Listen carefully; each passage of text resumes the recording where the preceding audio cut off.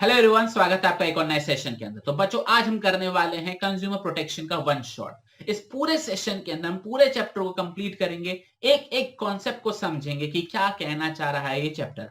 तो 5 नंबर इस single lecture के अंदर हम कंप्लीट करेंगे। तो चलिए बच्चों, बिना टाइम को वेस्ट करे स्टार्ट करते हैं। तो सबसे पहले बच्चों को पता होना चाहिए कि इस चैप्टर में हम पढ़ने क्या क्या वाले हैं। तो इस चैप्टर के अंदर हम ये 11 पॉइंट्स पढ़ने वाले हैं जो आपकी स्क्रीन के लेफ्ट हैंड साइड पे दिखाई दे रहे हैं। इंट्रोडक्शन, प्रॉब्लम, इंपॉर्टेंस, कंज्यूमर कौन है, कौन कंप्लेन फाइल कर सकता है, उसकी राइट्स क्या है, उसके रिलीफ्स क्या है, रोल ऑफ एनजीओ क्या है। तो ये सारी चीजें हम पढ़ने वाले हैं। तो चलिए बच्चों, स्टार्ट करते हैं with our first topic, introduction. तो इंट्रोडक्शन के अंदर हमको बच्चों एक सिंपल सी बात बोली गई है कि आप कंज्यूमर है, हम कंज्यूमर है। ठीक है, हम सब कंज्यूमर कुछ ना कुछ चीजें खरीदते हैं या कोई सर्विस अवेल करते हैं। तो ऐसे में क्या होता है, जो हमारे मैन्युफैक्चरर्स होते हैं, जो हमारे सेलर्स होते हैं, या फिर जो हमारे सर्विस प्रोवाइडर होते हैं, वो अपना टारगेट अचीव करने के लिए या फिर वो अपना प्रॉफिट टारगेट अचीव करने के लिए, सेल टारगेट अचीव करने के लिए, मार्केट शेयर को इंक्रीज करने के लिए कुछ अनसर्कुलर, कुछ एक्सप्लॉयटेटिव, कुछ अनफेयर ट्रेड प्रैक्टिसेस करते हैं, कुछ बेईमानी करते हैं, हमारा फायदा उठाने की कोशिश करते हैं, या कुछ इलीगल तरीके से काम करते हैं जिससे वो अपने टारगेट अचीव कर पाए। तो ऐसे में क्या होता है, वो ब्लैक मार्केटिंग करते हैं, वो आपको गलत एडवर्टाइजमेंट करके कुछ ना कुछ बेचने की कोशिश करेंगे, वो होर्डिंग करते हैं। तो इसका असर क्या पड़ता है, हमारी हेल्थ पे असर पड़ता है और हमारी पॉकेट पे असर पड़ता है। वो कैसे, मान के चलो कोई डिफेक्टिव प्रोडक्ट दे दिया उन्होंने, इलेक्ट्रॉनिक प्रोडक्ट, और आपने यूज किया और आपको शॉक लग गया। ठीक है, आपने कोई ऐसा प्रोडक्ट यूज किया जिससे आपको चोट लग गई, तो आपकी हेल्थ पे असर पड़ेगा, हाँ या ना। आप मान के चलो कोई शॉक हो गया, कुछ फूट गया, विस्फोट हो गया, तो प्रॉपर्टी को डैमेज हो सकता है। तो ऐसे केस में आपकी लाइफ को थ्रेट हो जाएगा।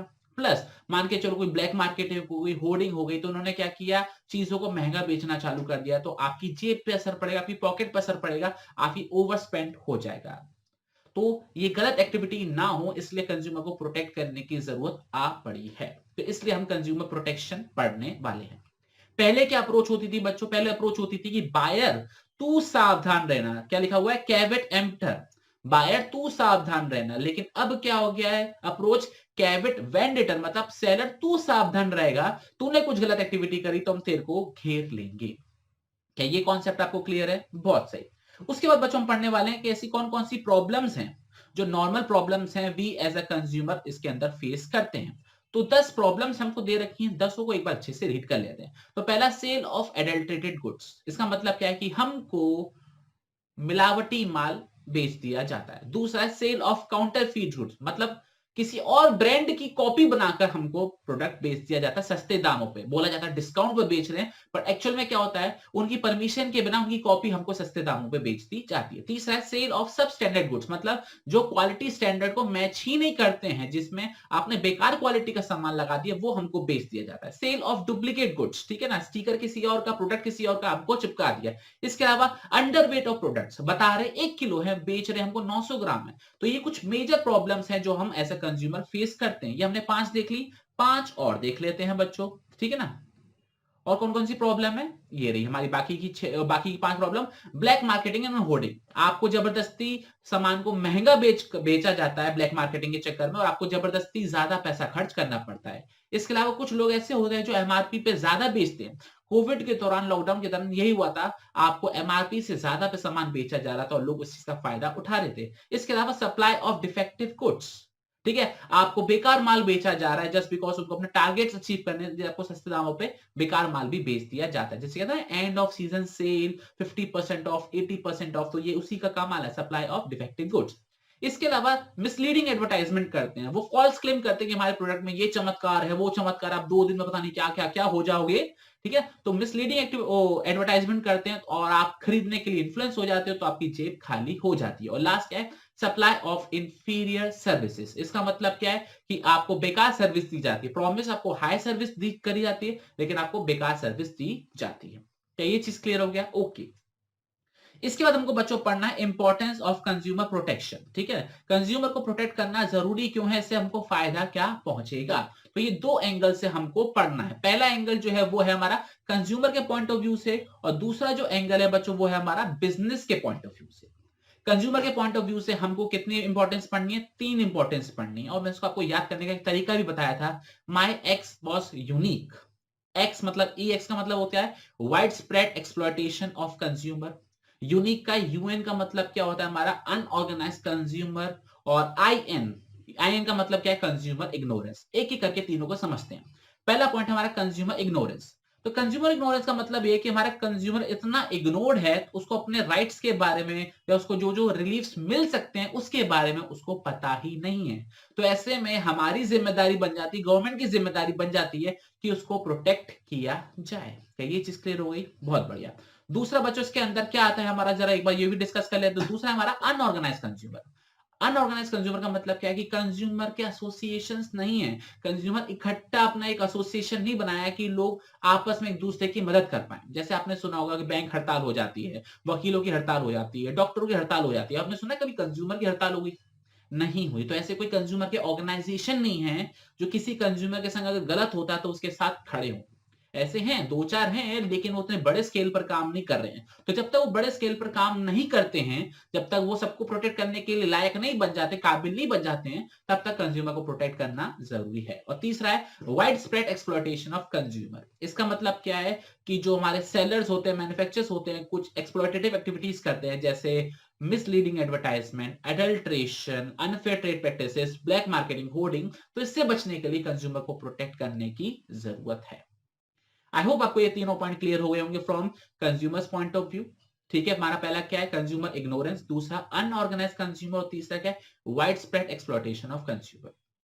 आई होप बच्चों को ये पॉइंट अच्छे से क्लियर हो गया होगा।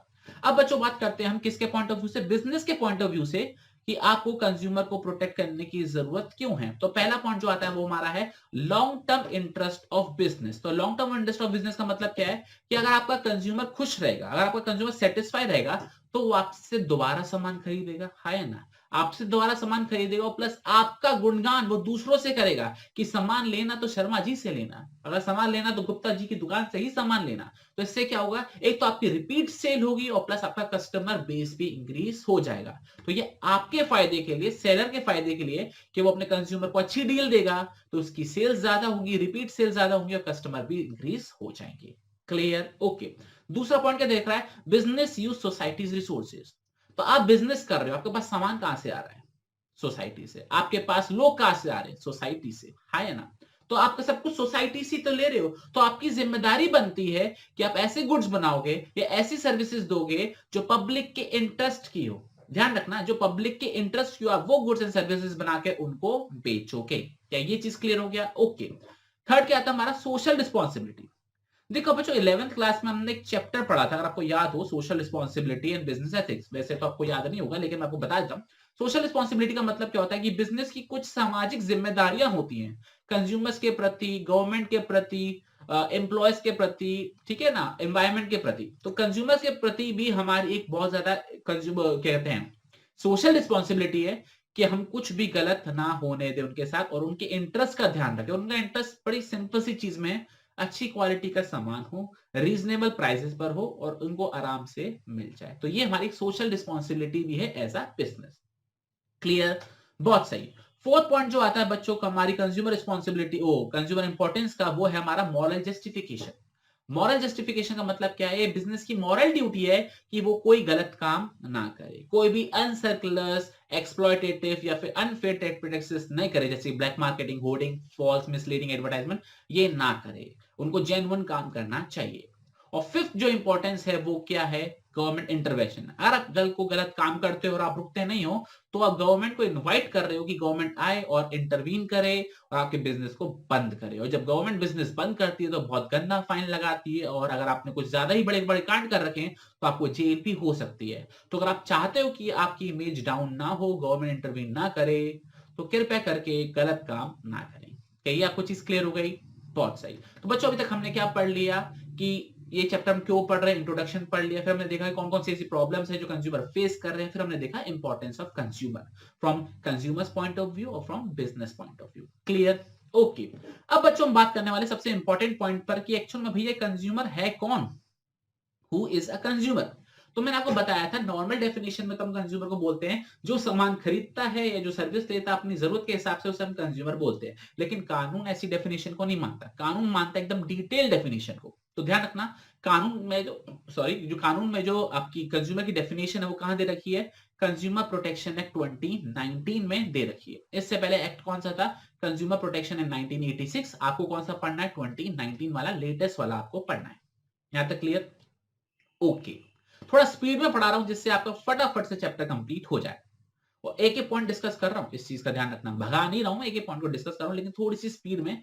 ओके, अब बात करते हैं कि कंज्यूमर कौन है। तो ध्यान रखना बच्चों, कंज्यूमर एक ऐसा व्यक्ति है या कोई भी ऐसा ऑर्गेनाइजेशन है तो दो चीजें करता है, या तो कोई गुड्स खरीदेगा या फिर कोई सर्विस खरीदेगा, है ना? या तो कोई गुड्स खरीदेगा या फिर कोई सर्विस खरीदेगा, और दोनों में ही चार चार पॉइंट है जो आपको ध्यान रखने हैं। ध्यान रखना, पहला कंसिडरेशन होनी चाहिए। कंसिडरेशन का मतलब है बदले में कुछ पे होना चाहिए। फ्री की चीज अगर आप लेते हो तो आप कंज्यूमर नहीं कहलाओगे, इस चीज का ध्यान रखना। और आप कंज्यूमर नहीं हो तो आपको ना तो कोई राइट्स मिलेगा ना ही आपको कोई रिलीफ मिलेगा। तो ध्यान रखना, अगर कंसिडरेशन है तभी आप कंज्यूमर हो, अगर कंसिडरेशन नहीं है, फ्री का आइटम है, तो आप कंज्यूमर नहीं कहलाओगे। तो पहला पॉइंट, कंसिडरेशन का होना जरूरी है।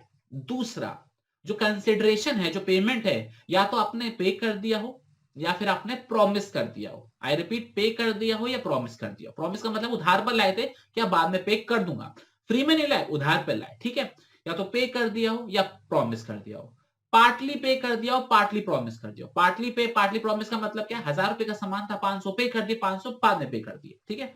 और फोर्थ पॉइंट इसके अंदर क्या है कि आपने कोई डेफर्ड पेमेंट सिस्टम ऑप्ट किया है, मतलब आपने कोई लोन पर सामान लेकर आए थे कि आपने डाउन पेमेंट कर दी, बाकी आपने 20 साल की इंस्टॉलमेंट लगा दी, तो कुछ ऐसा भी हो सकता है। तो कंसिडरेशन होनी जरूरी है, पहला पॉइंट। दूसरा पॉइंट क्या है? वो कंसिडरेशन हो तो पे कर दिया हो, प्रॉमिस कर दिया हो, पार्टली पे, पार्टली प्रॉमिस, या फिर कोई डेफर्ड पेमेंट सिस्टम।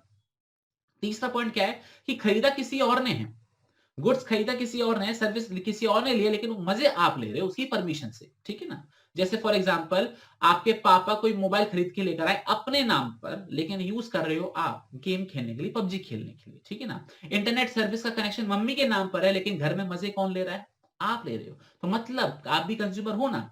बिल किसके नाम का है? खरीद कौन रहा है? पैसे कौन पे कर रहा है? मम्मी या पापा, लेकिन मजे कौन ले रहा है? आप ले रहे हो। तो आप भी कंज्यूमर कहलाओगे ना। तो वही इस चीज इसके अंदर लिखी है कि पैसे कोई और पे कर रहा है, गुड्स कोई और खरीद रहा है, लेकिन उनकी परमिशन से आप यूज कर रहे हो, तो आप भी कंज्यूमर कहलाओगे। और फोर्थ पॉइंट डेफिनेशन के अंदर जो इंपॉर्टेंट चीज है वो क्या है कि अगर आप कमर्शियल पर्पस के लिए गुड्स को लेते हो, सर्विस को लेते हो, तो आप कंज्यूमर नहीं कहलाओगे। ध्यान रखना, कंज्यूमर होता है जो पर्सनल कंजम्पशन के लिए लेता है, ना कि कमर्शियल यूज के लिए।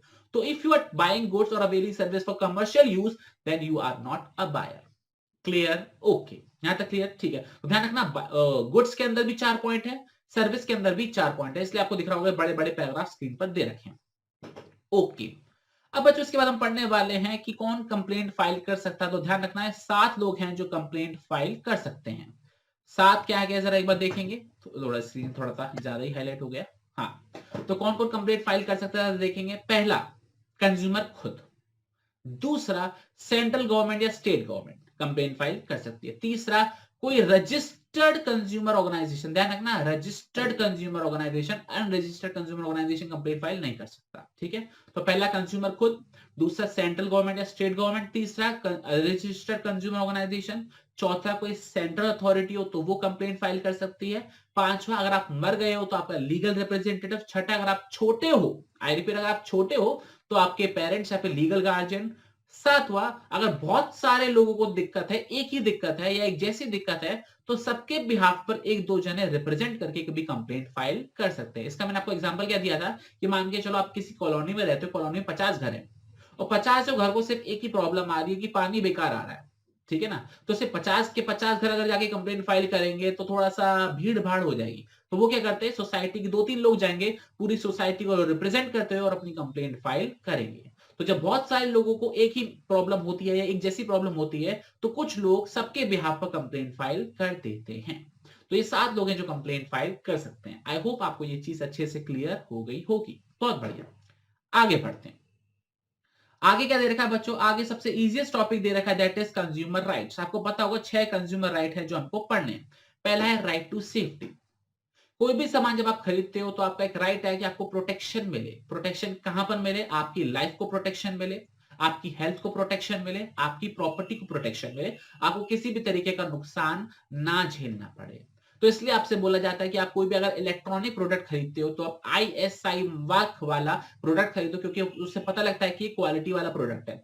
कोई भी अगर ज्वेलरी खरीदते हो तो आपको ये देखना चाहिए, आपको हॉलमार्क का साइन दिख रहा हो। क्यों? क्योंकि वो प्योरिटी का निशान होता है, उसको पता होता है कि इसके अंदर कुछ भी ऐसा सब्सटेंस नहीं मिला है कि उससे आपकी हेल्थ और आपकी स्किन को प्रॉब्लम हो। फूड खरीदते हो तो आपको फूड मार्क खरीद देखना जरूरी है, जैसे आपको पता लग जाए कि हाँ भाई ये प्रोडक्ट जो है वो टेस्टेड है और बेंचमार्क को एक्सेप्ट करता है। तो आपका राइट है कि आपको प्रोटेक्शन मिले, आपकी लाइफ को प्रोटेक्शन मिले, आपकी हेल्थ को प्रोटेक्शन मिले, आपकी प्रॉपर्टी को प्रोटेक्शन मिले। क्लियर? ओके। दूसरा पॉइंट क्या देखा? Right to be inform.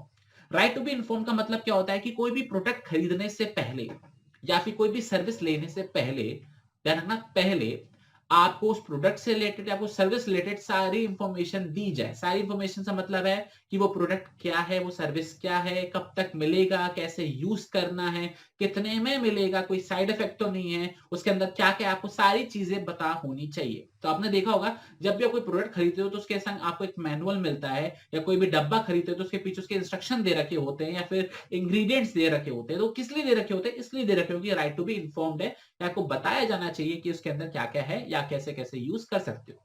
Clear? जो एक्सपायरी डेट होता है, जो मैन्युफैक्चरिंग डेट होता है, कब तक अच्छा आप यूज कर सकते हो, वगैरह वगैरह, तो ये राइट टू इन्फॉर्म के अंदर आता है। क्लियर?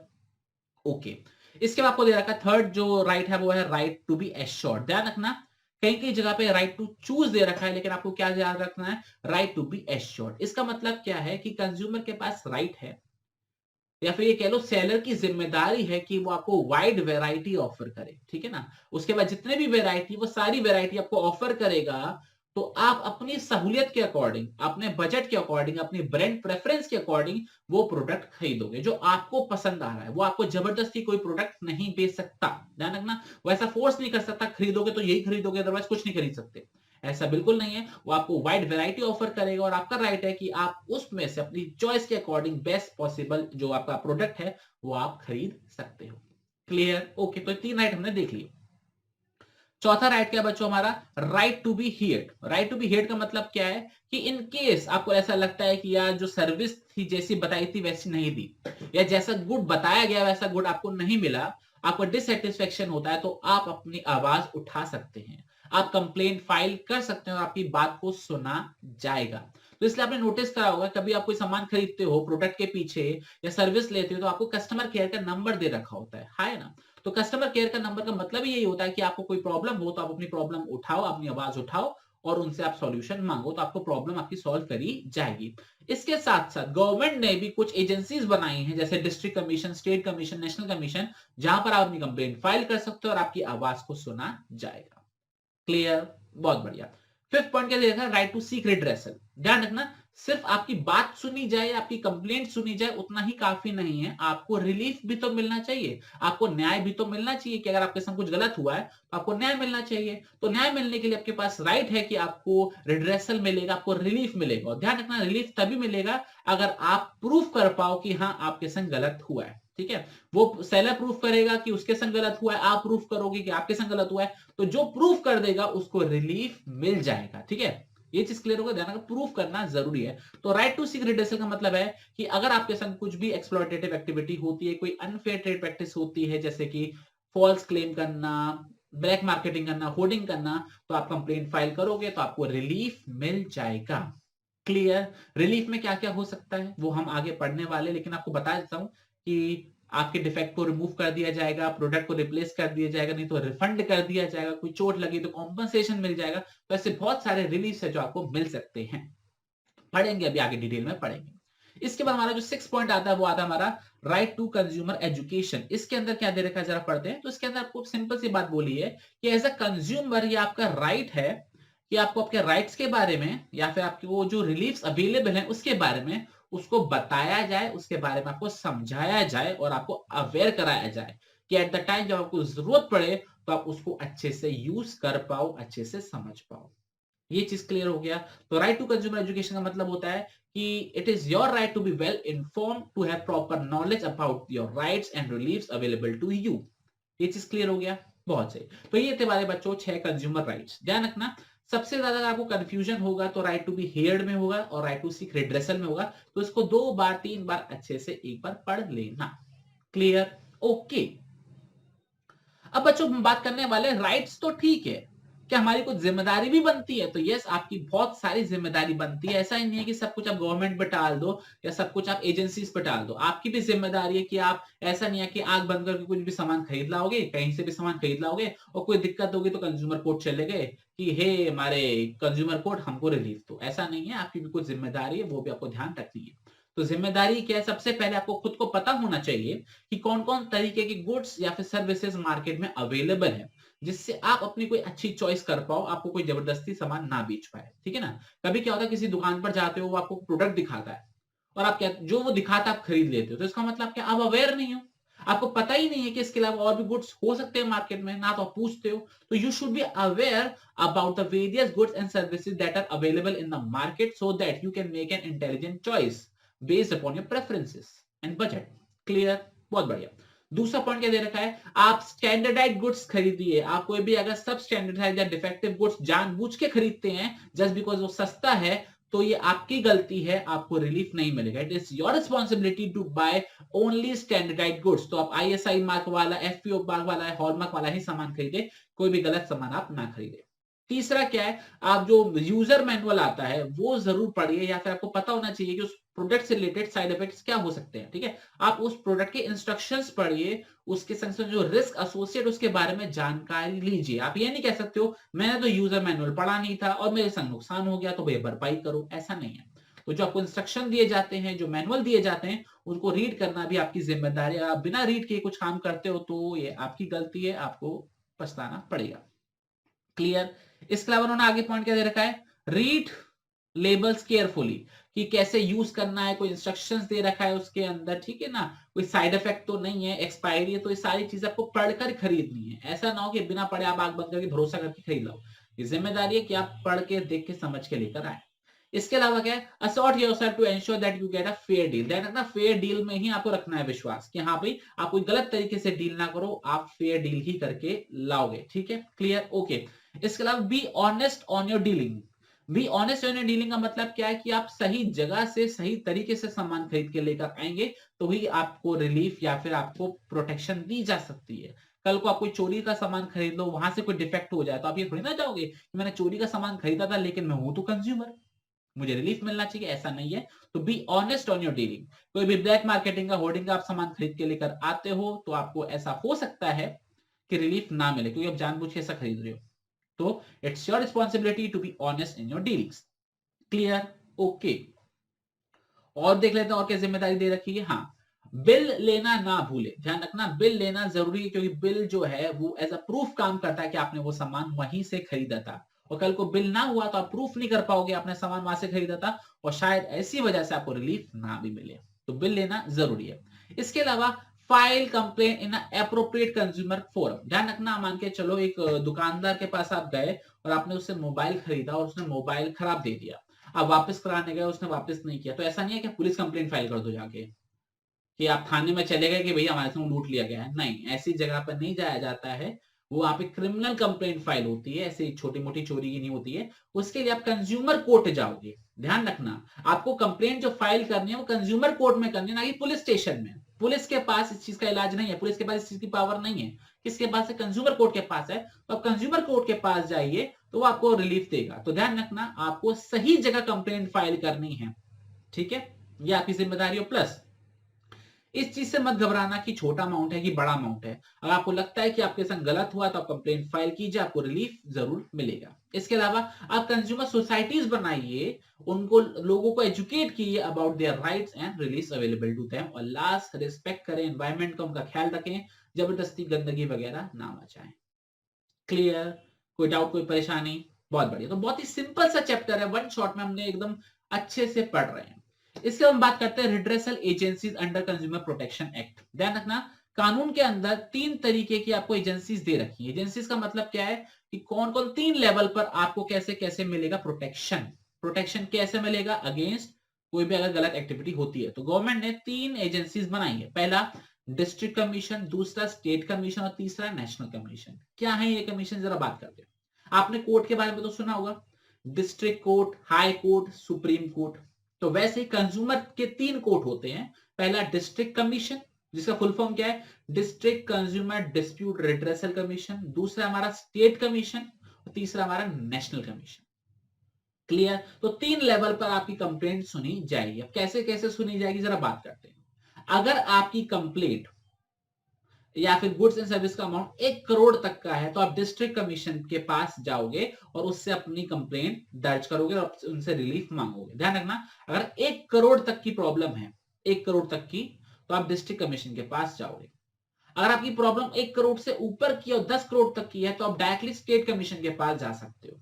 ठीक है, आई रिपीट, अगर 1 करोड़ तक का इशू है तो आप डिस्ट्रिक्ट कमीशन के पास जाओगे। 1 करोड़ से ऊपर का है और 10 करोड़ तक का तो आप डायरेक्टली स्टेट कमीशन के पास जाओगे। और 10 करोड़ के ऊपर तक का कोई मैटर है तो आप डायरेक्टली नेशनल कमीशन के पास जाओगे। तो अमाउंट तो पता लग गया ना? ओके, अब एक एक करके तीनों को डिटेल में डिस्कस करते हैं। तो पहली चीज डिस्ट्रिक्ट कमीशन। डिस्ट्रिक्ट कमीशन की जो पावर है वो डिस्ट्रिक्ट तक वेरी करती है। जिस डिस्ट्रिक्ट में वो कमीशन होगा तो उसी डिस्ट्रिक्ट की कंप्लेंट्स वो सुनेगा। पहली वो कौन सी कंप्लेंट सुनेगा? 1 करोड़ तक की कंप्लेंट वो सुनेगा। और कंप्लेंट सुनने के दौरान उसे ऐसा लगता है कि बातचीत से काम मामला सॉल्व हो सकता है, सेलर और आपको बीच साथ बिठाया जाए और मामला सॉल्व हो सकता है, तो आपसे पूछेगा कि आप बातचीत करके आप मामला सुलझाना चाहते हो। और अगर आप दोनों हाँ बोलते हो तो बातचीत करके भी मामला सुलझाया जा सकता है। अगर नहीं सुलझता है तो फिर कंज्यूमर कमीशन तो है ही आपको डिसीजन देने के लिए। क्लियर? ओके। अब मान के चलते हैं कि आपको डिसीजन अस्वीकार है, आपको डिससेटिस्फेक्शन है कि डिसीजन आपके फेवर में नहीं आया, तो क्या उसके अगेंस्ट में कोई अपील फाइल कर सकते हैं? तो यस, आप डिस्ट्रिक्ट कमीशन से स्टेट कमीशन में आप कंप्लेन अपील फाइल कर सकते हैं। कितने दिन के अंदर? 45 डेज के अंदर। तो जिस दिन ऑर्डर आएगा उस ऑर्डर के 45 डेज के अंदर आप स्टेट कमीशन में जाके अपील फाइल कर सकते हैं और आप डिस्ट्रिक्ट कमीशन के चैलेंज को, बोर्ड के डिसीजन को चैलेंज कर सकते हैं। क्लियर? ओके। अब बच्चों बात करते हैं स्टेट कमीशन के बारे में। तो ध्यान रखना बच्चों, स्टेट कमीशन जो है 2 तरीके की कंप्लेंट सुनता है। पहली कौन सी कंप्लेंट आती है? जो मैंने आपको बताया था, 1 करोड़ से ऊपर की है और 10 करोड़ तक की है तो डायरेक्टली आप स्टेट कमीशन के पास जाते हो, तो पहली कंप्लेंट तो वो सुनता है। दूसरा, जो डिस्ट्रिक्ट कमीशन के डिसीजन को चैलेंज करने की जो अपील आई थी वो सुनता है। तो ये डिस्ट्रिक्ट स्टेट कमीशन 2 तरह की प्रॉब्लम देखता है। क्लियर? ओके। अब हो सकता है कि ये भी आपको इसका डिसीजन समझ में ना आए, आपको अस्वीकार हो या आपको डिससेटिस्फेक्शन हो, तो क्या इसके डिसीजन के अगेंस्ट भी अपील फाइल करी जा सकती है? तो आंसर इज यस। इसके डिसीजन के अगेंस्ट में जो अपील फाइल होती है वो फाइल होती है नेशनल कमीशन के पास, वो भी 30 दिन के अंदर। तो with in 30 days you can file appeal against the decision given by state commission. Clear? Okay. अब बात करते हैं नेशनल कमीशन के बारे में। नेशनल कमीशन के बारे में क्या दे रखा है? सिंपल सी चीज है, ये 2 तरीके की कंप्लेंट आपकी लेता है। पहला कौन सी? जो 1 करोड़, जो 10 करोड़ से ऊपर की है। ध्यान रखना, पहली जो 10 करोड़ से ऊपर की प्रॉब्लम है वो कौन लेगा? वो नेशनल कमीशन डायरेक्टली लेगा। और दूसरी कौन सी? जो स्टेट कमीशन के डिसीजन को चैलेंज करने के लिए अपील फाइल करी गई है वो कंप्लेंट देगा। तो आपका नेशनल कमीशन 2 कंप्लेंट देखेगा। क्लियर? 10 करोड़ से ऊपर की या फिर जो स्टेट कमीशन के डिसीजन को चैलेंज करने के लिए अपील फाइल हुई है वो। इससे भी अगर डिससेटिस्फेक्शन आता है तो आप सुप्रीम कोर्ट जा सकते हो 30 दिन के अंदर from the date of the order. Clear? कोई परेशानी हो तो बताओ। पक्का? ठीक है, आगे बढ़े। ओके। आगे क्या दे रखा है बच्चों? आगे दे रखा है रिलीफ। कि मान के चलो आपने कंप्लेंट फाइल करी डिस्ट्रिक्ट कमीशन पे या फिर स्टेट कमीशन पे या नेशनल कमीशन पे या फिर सुप्रीम कोर्ट पे, और आप अपनी बात प्रूफ कर दी कि आपके संग गलत हुआ है, तो वो क्या क्या ऑर्डर दे सकते हैं, क्या क्या रिलीफ आपको मिल सकता है? पहला, प्रोडक्ट खराब था तो ठीक करके दिया जाएगा, डिफेक्ट को रिमूव करके दिया जाएगा। दूसरा, या तो रिप्लेस करके दिया जाए। तीसरा, या तो आपके पैसे रिफंड कर दिए जाए। आई रिपीट, या तो डिफेक्ट को रिमूव करेंगे, दूसरा रिप्लेस करेंगे, तीसरा रिफंड करेंगे। क्लियर? चौथा क्या हो सकता है? कल को आपको कोई चोट लग गई हो तो आपको कॉम्पनसेशन दिया जाएगा, आपका इलाज कराया जाएगा। कोई प्रॉपर्टी अगर डैमेज हो गई हो तो उसके अगेंस्ट भी आपको डैमेजेस पे करे जाएंगे। ठीक है, यहां तक क्लियर हो गया? 5 पॉइंट हो गए क्लियर। पहला, रिमूव द डिफेक्ट्स। दूसरा, रिप्लेस। तीसरा, रिफंड। चौथा, पे कॉम्पनसेशन ऑन इंजरी या फिर प्रॉब्लम हुई, अगर आपको हेल्थ को प्रॉब्लम हुई तो। ठीक है, इसके अलावा कोई डैमेजेस हुए हैं तो उसके लिए आपको पे किया जाएगा। यहां तक क्लियर हो गया? 5 पॉइंट अच्छे से याद हो गए? ठीक है।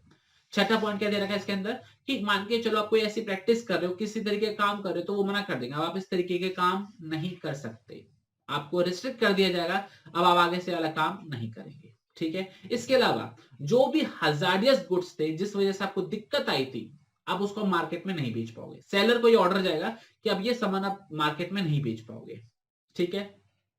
दूसरा, अगर ऑलरेडी मार्केट में जा चुके हैं तो वापस बुला लो, वापस खरीद लो उनको, आप उसको मार्केट में बेच नहीं सकते, ठीक है, वापस बुला लो। तीसरा, अब बनाओगे भी नहीं, ये चीज समझ में आ रही है। आप 1000 को मार्केट में ऑफर नहीं करोगे, ऑफर कर दिया तो विड्रॉ कर लोगे और बनाना भी बंद कर दोगे। और भी किसी तरीके का अगर प्रॉब्लम आ रही है, किसी को प्रॉब्लम आ रही है, किसी को नुकसान हो रहा है, तो आप कॉम्पनसेशन पे करोगे। क्या ये चीज क्लियर हो गया? तो ये रिलीफ्स हैं जो एज अ कंज्यूमर आपको दिए जा सकते हैं by district commission, by state commission और बाय नेशनल कमीशन। क्लियर? कोई डाउट, कोई परेशानी? बहुत बढ़िया। Last topic of this chapter that is role of consumer organisation and NGOs. इसके अंदर क्या है जरा रीड करेंगे। तो रोल ऑफ एनजीओ ध्यान रखना कोर्स का पार्ट है, कोर्स का पार्ट है। आप सीबीएसई का सिलेबस टर्म 2 का सीबीएसई की वेबसाइट से डाउनलोड करना, आपको मिल जाएगा।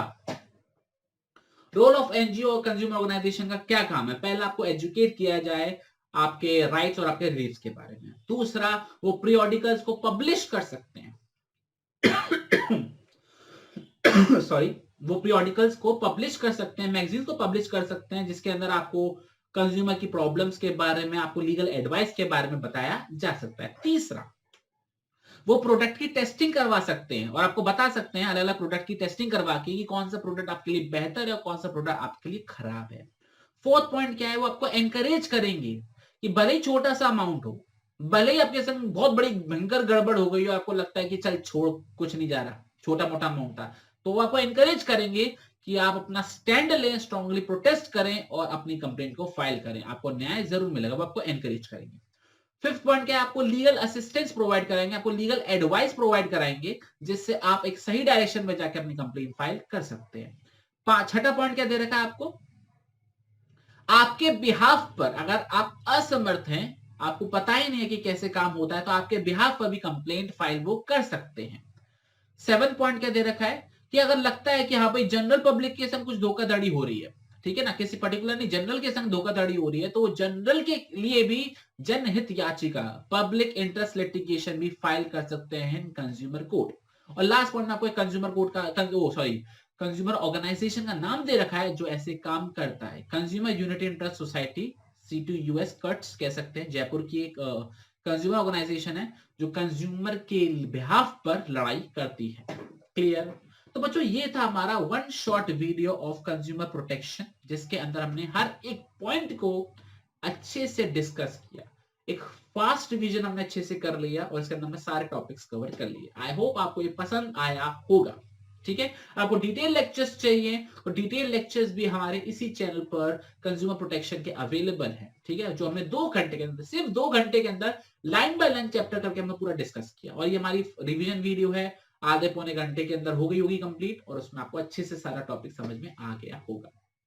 तो चलिए बच्चों, आपसे मुलाकात करते हैं अगले वन शॉट के अंदर। टिल देन अपना बहुत बहुत ख्याल रखना और पढ़ते रहना। जय हिंद, जय भारत, बाय बाय।